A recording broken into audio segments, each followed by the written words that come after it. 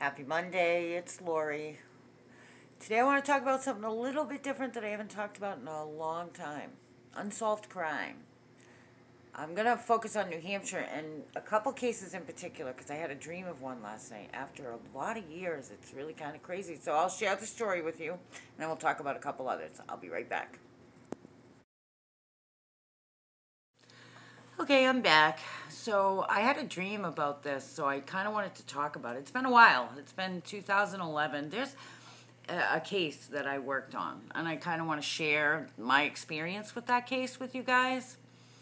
This is my second time doing the video, maybe the third, because I keep bringing up how, at least in New Hampshire, and I think in other states too, our justice system is kind of messed up, right from, the local police and sheriff all the way up to the, district courts, to superior court, to the jails and the county, the whole county system, and then the statewide system.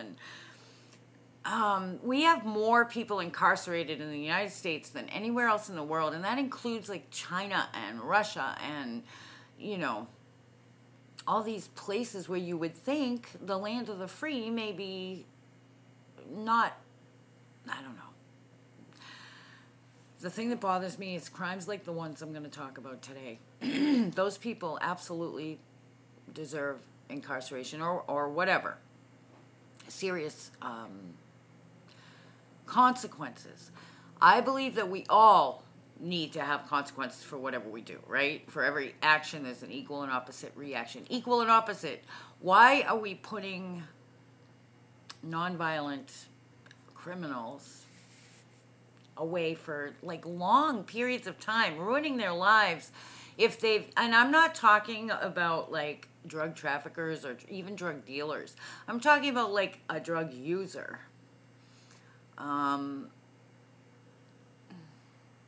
Maybe somebody who's accused. I thought we were innocent until proven guilty in this country. I'm telling you, if you know anybody close to you that's been caught up in the legal system, you might think differently about that. But anyway, that's not what this video is about, and I've already wasted 2 minutes on that. So that's why I've had to do it over and over. I keep going off on that. But I wanted to talk about like some missing persons and unsolved crime. That the story I'm going to talk about today, I was actually I was involved in. There's some other stuff that I've been interested in, I've been working on, I've talked with some family members and stuff like that. So I'll do some more if you guys are interested. If you have something that you need to know, that you need help with, absolutely, reach out to me. I'm not unobtainable or unreachable or unapproachable like some people that do what I do. So anyhow, and please pardon my appearance. I can see myself in the screen and I'm like, ugh. Anyway. Okay, so back in, I think it was, I'm going to have to look at my notes because I can't remember years and dates and stuff like that. I do remember the story completely. I don't need notes for that, but for the dates, let's see. Okay, it's July 2011. I think it was July 25th, actually. Yes, July 25th, 2011.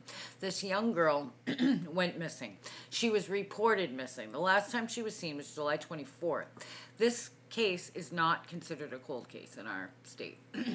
This happened in Stewartstown, New Hampshire, or West Stewartstown, New Hampshire. It's right on the Canadian border. When I first heard about this, I had never heard of Stewartstown. I've lived in New Hampshire all my life. But anyway, I don't watch TV. I don't even own a TV anymore. But back then I did, and I actually had a boyfriend. So life was a little bit different then. We even had cable. But I never really watched the news. I get my information, I do watch news, I keep up to date, but I don't watch the news. I'm too energy sensitive for that. And besides, if somebody were to call me in on something, I don't want to have any prejudice. I don't want to have any opinions already formed, So anyway, I'm in my living room and the TV was on. I don't know if my son or my boyfriend was watching it, whatever. But I don't recall if it was like a news story or if it just kind of came up on the screen. But this young girl missing, and they showed her picture. She was 11 years old. Her name was Selena. And she was missing. And for some reason, this girl, she must have been like looking for somebody, and she was like, aha, she can hear me. And I'm telling you that she latched right on, right? I knew right away, just looking at the picture, that she had crossed over, and something inside, like, she drew me. As crazy as that sounds, she drew me there. So I looked at my boyfriend, I'm like, I have to go there. And he's like, okay. And I'm like, no, I have to go there now. I have to go there today. Well, it was approximately 3-hour drive, maybe 4-hour drive. So we got in the car and we went. And it's a very, very, very small town. We could see the border right there. It's a very small border. You probably could walk right across it, honestly. I'm sure they have a lot of people that travel in that border from Canada, so I'm sure they're used to seeing strangers around a little bit. We still got the looks, though, but keep in mind there's this missing girl, so there were people there, probably, that weren't from there. The police had the FBI was already called in, the state police and the local police, and they were set up at the school. They had like this little setup at the school. I can't remember if it was the trailer that the school already owned, or I can't remember, but they were at the local school. And the way the story goes is she was last seen on the July 24th, 2011 on the family computer, and her stepfather reported her missing on the 25th of July, 2011. And like I said, I got there July 30th. Yes, it was either the 29th or the 30th. And the FBI was already on it. The state police were there. Like I said, they had a barracks set up. So, and the night that we went, they had a candlelight vigil in the town. And the whole town had, you know, like how they put out cans and stuff for, to help a family in need if somebody's sick or whatever. So they had the cans out to collect money for the family. Stepdad did a news interview shortly after she went missing, but before she was found. And then right after that, he had a nervous breakdown and he ended up in a psychiatric hospital, or I'm not exactly sure, but I know he had a nervous breakdown or something like that. He already had mental health issues, I believe very serious mental health issues. It's reported that he told somebody in jail that he did do it, and that he did it because he was afraid that she was pregnant. I don't know if that's true. I don't know if the source is reliable. I don't know if he's reliable, because I'll tell you what I think as we go along. Okay, so I went up there. We're walking around the town. I walked by her house. I did not go inside her house. I believe it was taped off. But there were people around it. There was like one little restaurant. We went in there. And I think we went out to eat prior to going by the water, because I remember trying to like psych in on like people in there, you know. I didn't tell anybody who I was or what I was doing there. That's not why I went. I wanted to kind of, I don't know, covert operation or something. I didn't even know if I could pick anything up. But I'm telling you, this girl, like, brought me there. It was so intense. Like, I had to go, and I had to go that day. So, we went out to eat. We saw the house. We walked around town. Then they had, like, this dam. The Connecticut River goes by, but they had, like, a dam. And I don't know if it was their drinking water or if it was some kind of water plant, or I don't know. I don't remember what it was. But I know there was, like, a dam. And we're walking along the path, and there was this spot, and I'm looking in the water, I'm looking down at the water, and in that spot, the water was extremely deep. And I looked down there, and my boyfriend kept walking, and eventually he realized I wasn't with him anymore, so he's like, hey, what are you doing? And I'm like, come back here. And I stood there for a minute, and I'm like, she's right there. And I looked down, I'm like, she's right there. Now, I couldn't see her with my physical eyes, but everything within me knew it. It wasn't a guess. It wasn't a, I think she's right there. It wasn't a, I kind of feel she's right there. It was, she's right there. As if I could see her. I know that I was being led there. So anyhow, I mean, I was convinced. Then we go to the vigil, and I wanted to give my condolences to the mom, or give, not really condolences, because they didn't know that she was gone yet. She was still technically a missing person. I knew she was gone, absolutely. I knew she was in that water. And I knew that she was wrapped up in a blanket. But I wanted to kind of meet the major players and maybe offer my services depending on what I felt and that kind of thing. And, I'm at the service, and there were a lot of people there. That was a small town, but let me tell you, everybody, I think, in that town kind of came together and searched for her, like, physically went out searching for her, helped the mom. They raised money for the mom, and they really, really pulled together for her. And when I say small town, like, small town, very, very small town. We walked the whole town. Like I said, you could look at where we parked the car, where the restaurant was, you could look and you could see the border, I had never been there. I'd never even heard of it. So, I'm sorry, I'm losing my train of thought. So I'm at the vigil, and we're just kind of walking around. We got candles. We were getting a little bit of weird looks, like, who are these people? But I'm sure there were reporters there. I guarantee there was FBI and police detectives there undercover watching, too. I guarantee that. I don't know where they were. I couldn't point them out. But I know without a doubt that the cops were there, no doubt.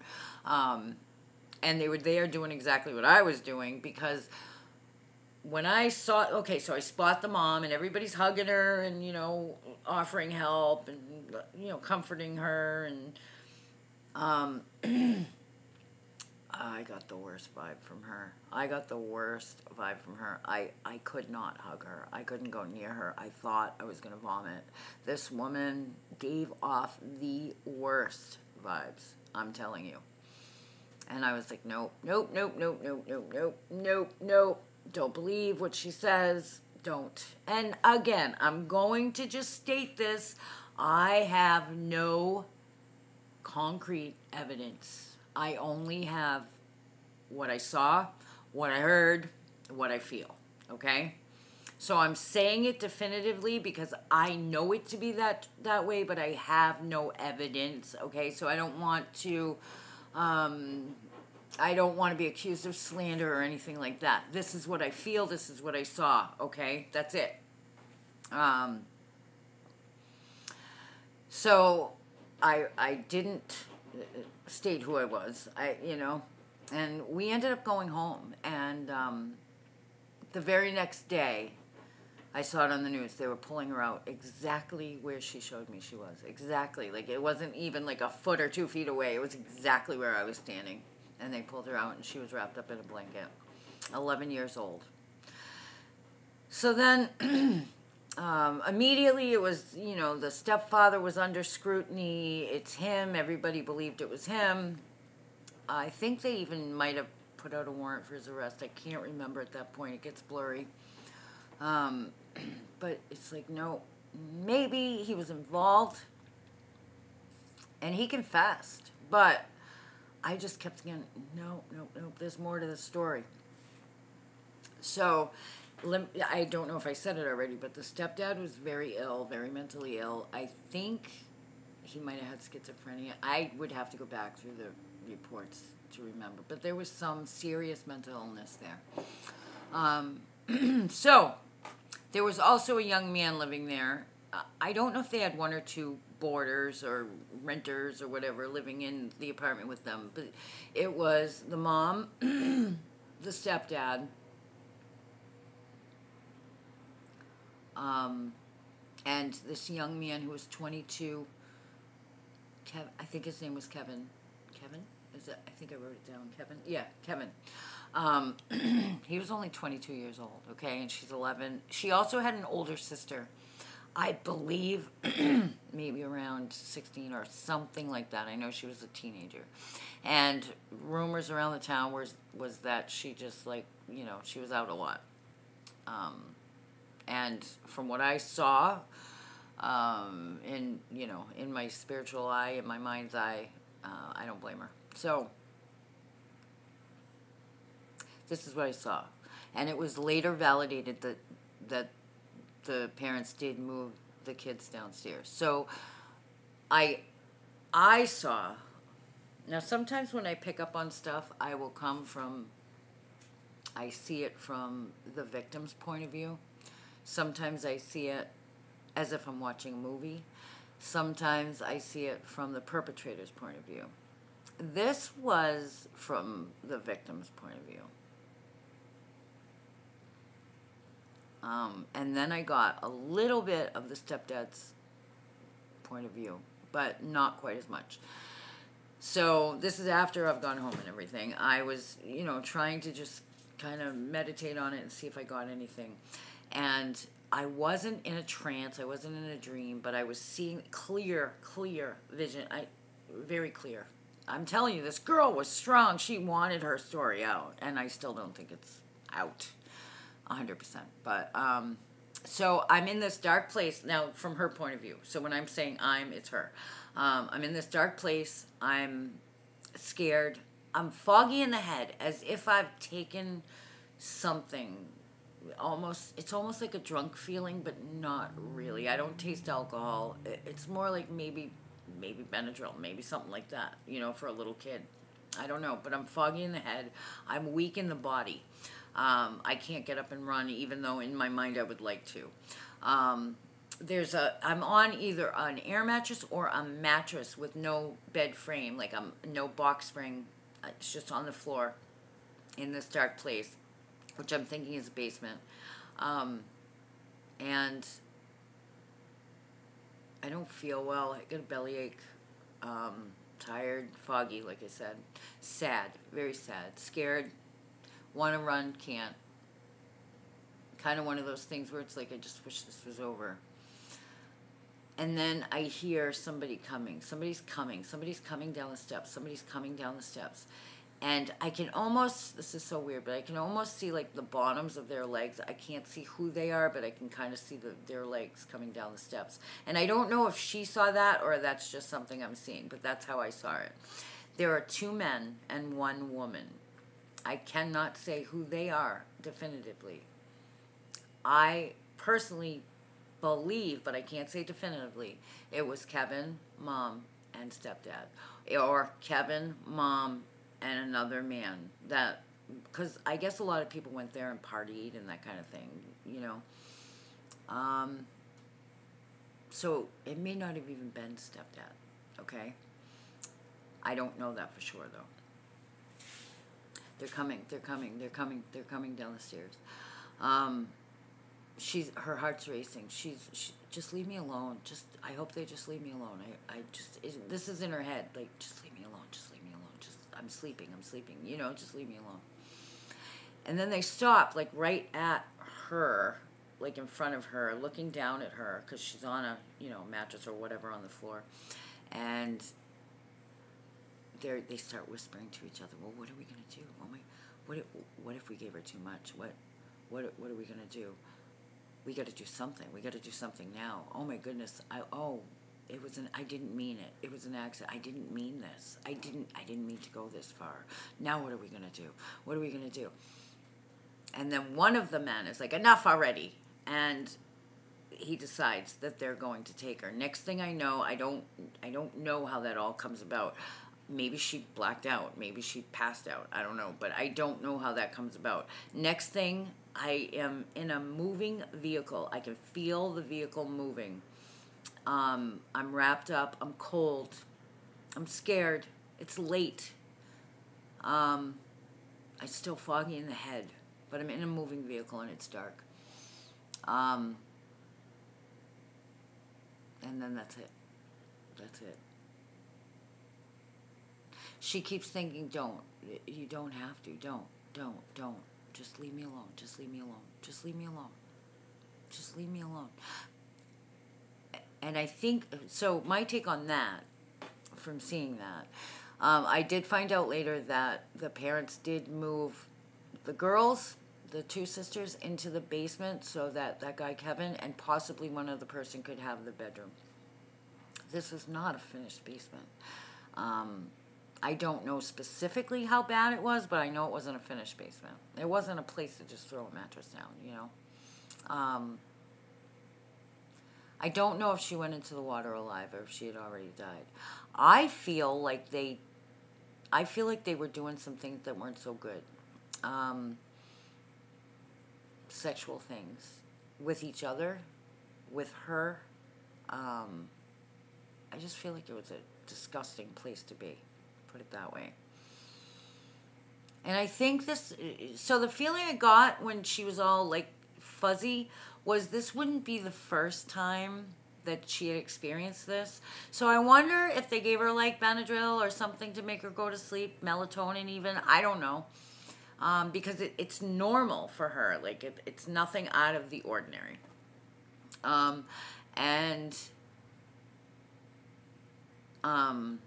But this time it's gone too far. Somebody's given her too much.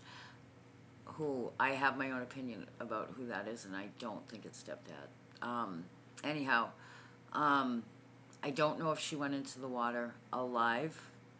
I guess I don't know what the autopsy results said, but I do believe that that's how she died. I don't know why I think that, I just do. There's a fogginess in her. Either she had one hell of a head injury and she couldn't move and she couldn't think, or it was some kind of medication or something. But like I said, this is not the first time. So I wouldn't be surprised if they regularly gave her something. Like I said, she showed me where she was. She wanted to be found. She didn't want to be there and, just a missing person, whatever. As odd as this sounds, I think, and as messed up as that house was, I don't think she hated her stepfather. I know that sounds bizarre. I got a nasty negative feeling from Mom. Mom says she hopes stepdad rots in hell. She said he was a good husband until after the disappearance he started acting weird. Okay, I don't know. There's also been rumors, pictures put out afterwards. She still got the money that was raised for her from the town to help with like funeral expenses and stuff. And the rumor has it she went on vacations. There are pictures taken of her and this young guy, in poses that don't look like just friends, while stepdad's in the hospital, and then I think he went to jail. I feel like they bullied stepdad into believing that he did this. And I'm not saying he wasn't a part of it. He could have very well been a part of it. He may have been one of the three. I just don't feel like he was mentally capable of doing this alone. And I feel like he was so mentally challenged, mentally ill, that he was very easily led to believe something. I think he had hallucinations. I think he had visual and audio hallucinations, so I think it would be very easy to put it in his mind that he was guilty. I just don't feel like justice was served after this. I feel like there's a whole lot more going on in there.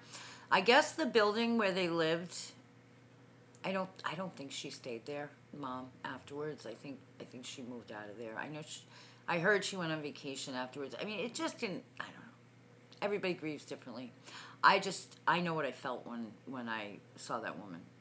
I know what I saw in the vision from the little girl's point of view.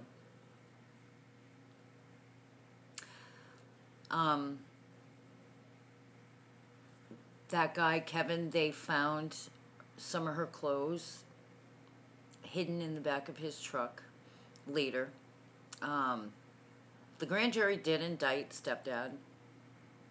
I think he spent time in jail in the mental hospital after that, because it wasn't until, was it 2017 or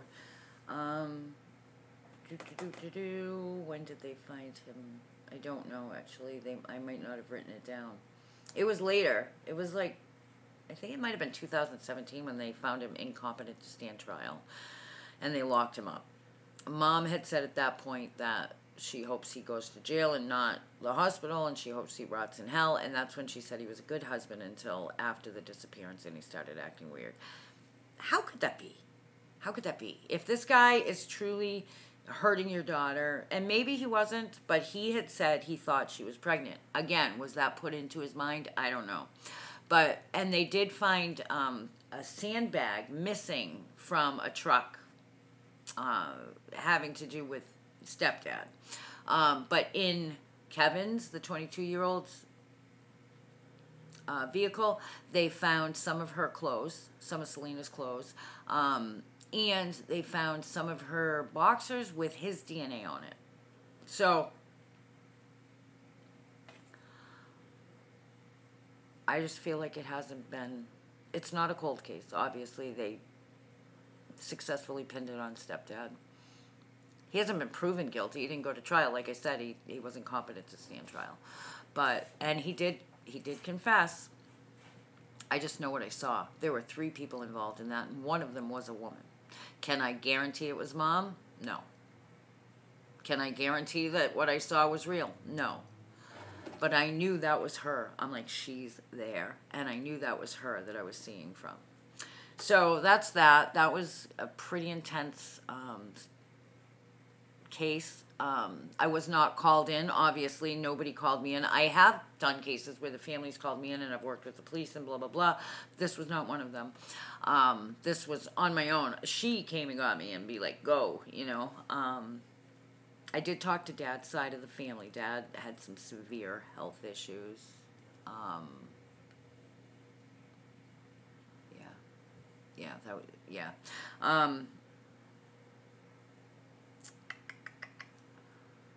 The reason I brought this up, I'm like, where am I going with this? I'm sorry that I'm so spacey.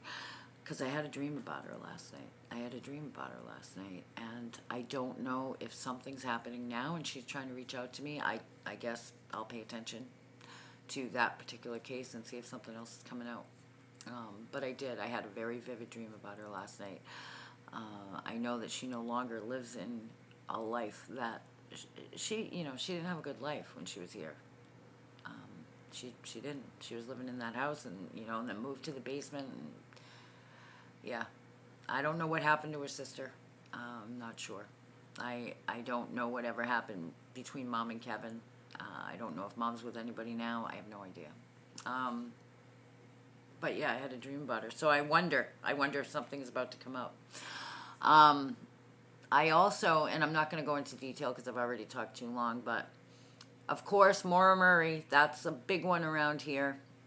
That was in, 2009? Was it 2009? No, 2004, I think. February. Ooh, let me see, I wrote it down. Just one more thing with Selena. The house that they lived in burned down in 2013, so it's no longer there. Maura was, 2004. And then Brianna Maitland in Vermont, Montgomery, Vermont, which is about 2 hours away from Haverhill, New Hampshire, where Maura went missing. Brianna Maitland went missing a little over a month later, and a lot of people connect the two. I don't think they're connected. Brianna was 17, Maura was 21, so they're both young girls. Both cars were found, so those are the similarities. But there's more going on with the Brianna case. It's more of a personal thing. Still, they're both left unsolved, but I just feel like Brianna's case is different. There's also Tommy Conrad, right up there in the same area. He was gunned down in his mother's driveway. He lived with his mom. He was gunned down in his mother's driveway. A lot of people connect that with Maura Murray. In fact, when 2 podcast guys that cover Maura a lot went up to the area, they were notified. They got some kind of email or phone call or something that said,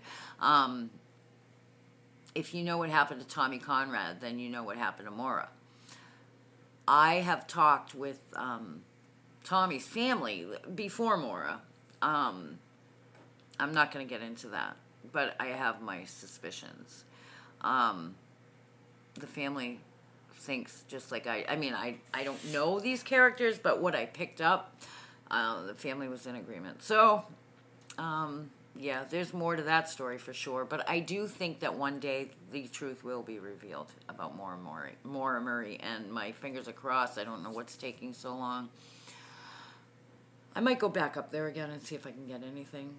That's the interesting part about Maura is, and I'm not saying, I'm not God, I don't get everybody, but I don't get anything. I don't get any kind of information from her, like I did Selena,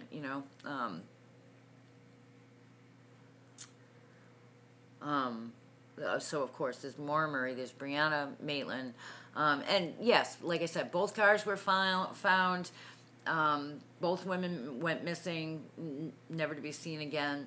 They were 5 weeks apart, relatively the same area, about 2 hours apart. I don't think they're connected, though. I know there's a lot of similarities, but I really don't see a connection. I don't think it's the same people.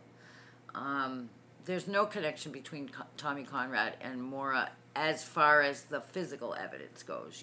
As far as Tommy died first. He was in his driveway. There's, different rumors going around about what happened. It wasn't just a, disappear kind of thing. Let's see, who else? In roughly the same area, about an hour and a half from there, maybe a little less. So that was in Haverhill, New Hampshire, which is in the White Mountains. And if you were to keep going north, I believe northwest, but I could be wrong, you end up, Pinkham Notch, which is more closer to like the Mount Washington area. There was a woman from Canada, from Quebec, that her name was Louise Chaput, and she went missing in 2001. She was hiking. She was on the trail near the Glen Ellis Falls parking area. They found her there. She went missing. She didn't make it back home when she thought she would. They reported her missing. 3 days after that, they found her remains on the path. So that was in 2001, but it's up in the White Mountains. I find that beautiful, absolutely gorgeous area, and I used to go up there alone a lot. It's God's country. It is absolutely gorgeous, but you know what? So much weird stuff happens up there. It's not a safe place to be by yourself, male, female, whatever you are. Make sure you go with somebody. Don't go by yourself, especially on a dark road. The road that Maura was on when she went missing, is that part of that road is not busy, and it's windy, and her car wasn't in good shape, so all of it's like a mystery, and then one more person, and I'm going to do a whole video on her, but I just want to kind of end it with this. I had a friend growing up. We didn't go to school together. She was a couple years younger than me, I think. She was a hot ticket, though. I think I had a crush on her older brother. Like I said before in other videos, I grew up in kind of like, it wasn't a good neighborhood. It was kind of the hood, right? The poor neighborhood. And this girl, her name is Shirley McBride. Tippy is what we called her. It was a nickname her father gave her. I don't know why. I don't know what it represented, but that's what we all called her, was Tippy. And I remember Tippy used to hang out with us, she was younger, and when you're that age, young teenagers, you're always like, oh, she's young. She was only maybe a year and a half younger than me, if that. I wouldn't say we were close friends, but we were absolutely friends. We hung out. And I guess her family moved to Pittsfield or something like that. We lost touch. I moved out of the neighborhood very, very young. I moved out on my own. So I lost touch with a lot of people. So I didn't even know this happened till later. Just a few years ago I found this out. And I feel so bad because here I am doing this kind of work, and this is my friend. I didn't even know about it. She was born in Pittsfield. She moved in with her sister in Concord. And I guess she had a boyfriend that worked, a little ways away from her in Concord. And she left one day. This is pre-cell phone and all that stuff. But she didn't pack a bag. She didn't bring her money. It was obvious she was just kind of going to see him, and she was planning on coming back. Now, according to her sister reported her missing 3 days later because she never came back. And it's unknown if she actually got to see the boyfriend. But people say, well, why didn't she report her missing sooner? You got to understand, I understand, because I grew up that way. A lot of us, it wasn't unusual to take off for a day or two. I know that sounds crazy at that age. She was 15, I think. I know that sounds crazy. Like today, it made me even back then for some parents, but seriously, it wasn't unheard of for us. So it doesn't surprise me that her sister waited. I don't think it was neglect on the sister's part. I really don't. Knowing, how she grew up very similar to me. Her family loved her very much. There's no way that she would just take off on her family and not at least call. She was declared deceased, I believe it was 2005. Did I write that down? 1996. Whoa, that was weird. That just moved on its own. If you guys saw that. Tippy, are you here? Are you trying to talk to me? If she would come through to me and tell me what happened, I'd absolutely let everybody know. Her parents have since just died, so they know now. But yeah, she just went to see her boyfriend and she never returned. That one bothers me because I knew her. I mean, of course they all bother me, but it's right in Concord. It's back in 1984. And you know what? I look back on the cold cases. It's like, all that gosh, were we stupid. We could have been hurt, all of us, 1984, yeah. So I'm pretty sure she is crossed over. She was declared dead in 1996, because her parents were paying on her insurance policy all the time, and they just wanted to lay it to rest, and they wanted to be able to collect their benefits and stuff like that. I don't blame them. I don't blame them at all. Yeah, so that's still technically a New Hampshire cold case. I'm sorry for rambling on and on and on. I know this is a long video, but I just wanted to let you know I had a dream about Selena. I wanted to tell you the story about it. I have all kinds of stories about stuff like this. The story that I met this madman that ended up, he had murdered before, and I swear to God I came within inches of my life, and it was actually his dog that he was having watch me, that actually I know it was the dog, and I am so grateful to God that that dog and I communicated, and the dog helped me get out of there. So that's another one. But yeah, if you do need help with a missing person, unsolved crime, I'm not saying I can do it, but I am willing to try. And I have students that I teach that will, try with me too. It's hit or miss. I can't promise anything, but I can promise that I'll do my best. Even if it's not a missing person, if there's something that, whatever, you got a question, whatever it is, I'm here to help, okay? So just either comment or shoot me an email. I'll put a link down below. Sorry for rambling so long. Again, I apologize for my appearance.